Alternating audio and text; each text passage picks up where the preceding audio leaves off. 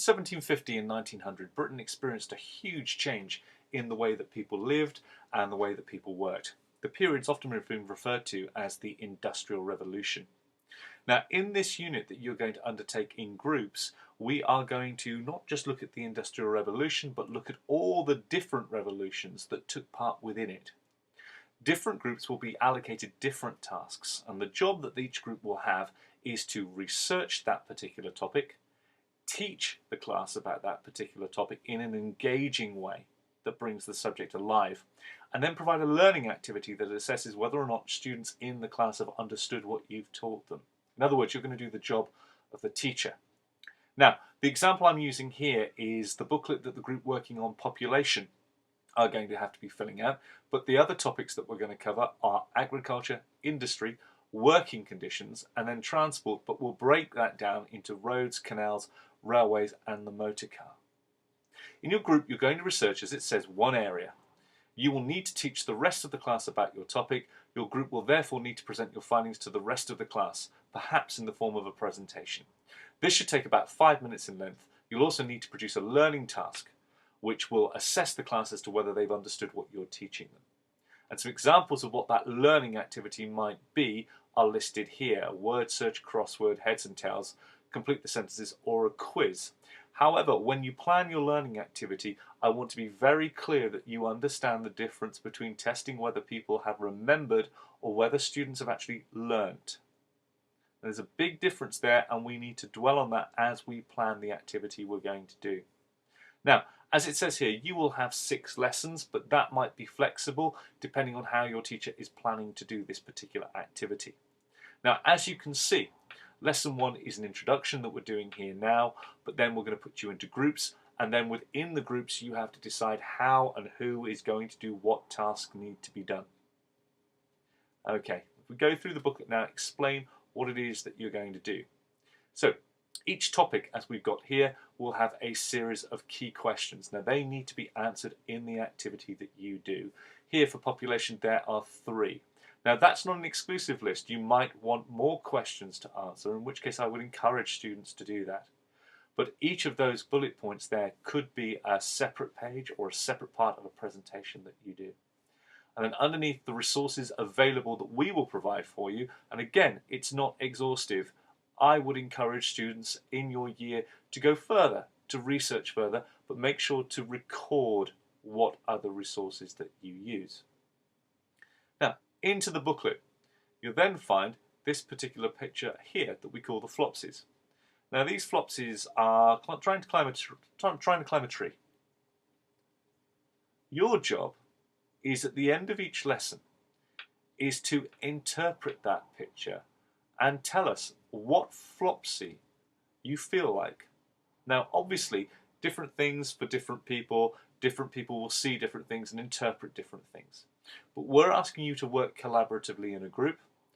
The task of what the group is trying to do is climbing that tree that the flopsies are doing.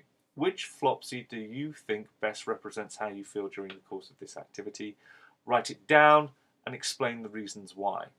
Now, as you do that, you'll see that an awful lot of work in this project is actually to do with the way in which you plan your activity. Now, we can assess the final piece of work, we can assess the presentation, we can assess the learning activity. But I want you to realize that we will be marking as closely the booklets that you hand in your groups. Each person in each group will be filling out one of these booklets. So it's incredibly important that there are no gaps. You are constantly planning, and you are thinking and reflecting about how you could work better.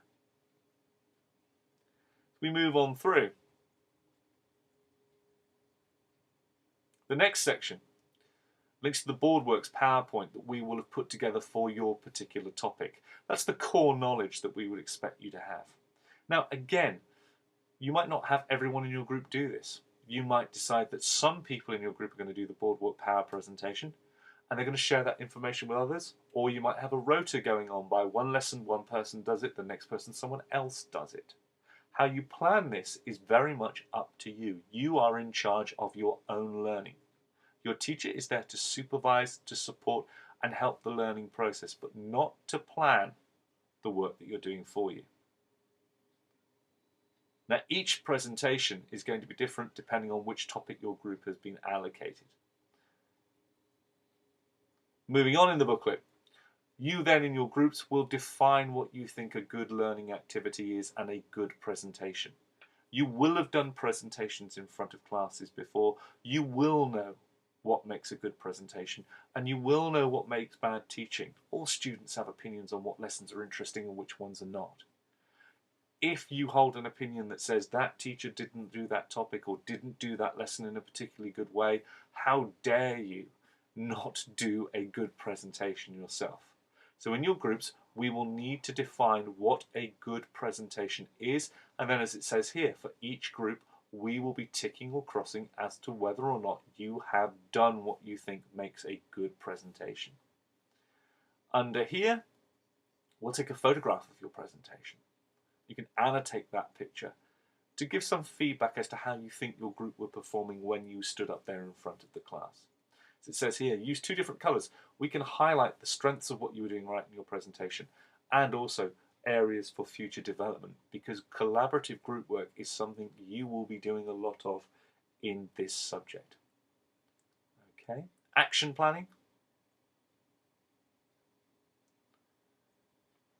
And then the pro forma we will use to feed back on each group's performance to the whole class. So the group 1 are doing the unit on population. The students in that group will be named here. The teaching presentation, the best bit, what could be improved. Now remember, we've done an awful lot of teaching on PEA, developing your extended writing. Feedback that you give to each other needs to be informative.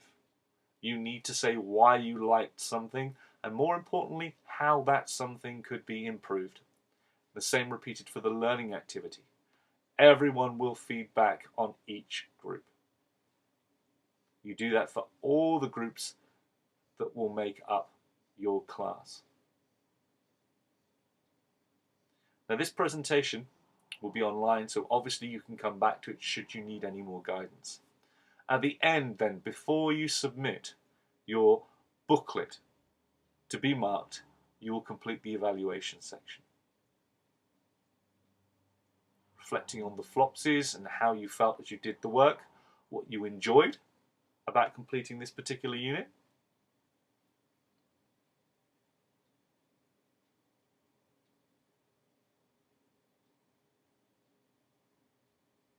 The different research tools that you used, what you think your group could have done better, what new skills you've used and developed, and what other resources we as teachers could have provided for you that could have made this better.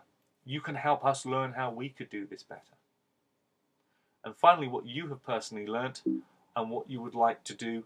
What would you do if you did this task again?